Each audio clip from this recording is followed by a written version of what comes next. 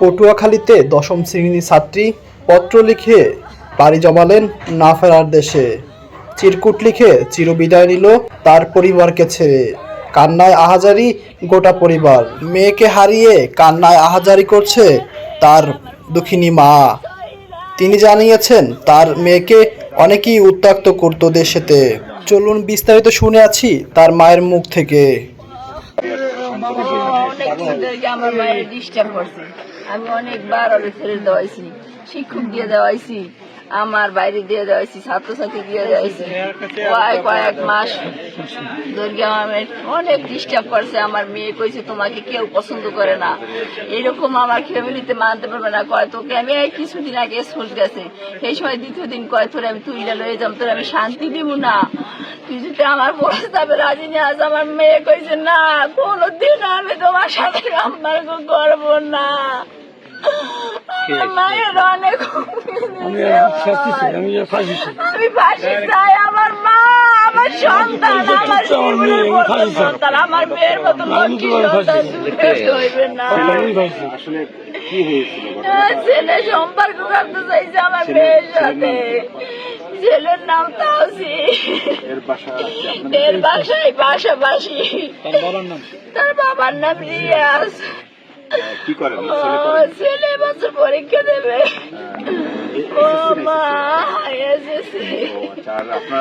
আমার মেয়ের কুমকুম নাজদিন জান কুমকুম। আমার মায়ের বছর আমার মা 26 সালে পরীক্ষা দিয়ে আমার মা। ও মা মানে সে তাকে উত্ত্যক্ত করতো, অনেক ডিস্টার্ব করছে। আমি অনেকেই সারে করে দিয়ে আমি ছেড়ে দেওয়াইছি। ওই মমতাজ ম্যাডাম আছে, সেও জানে।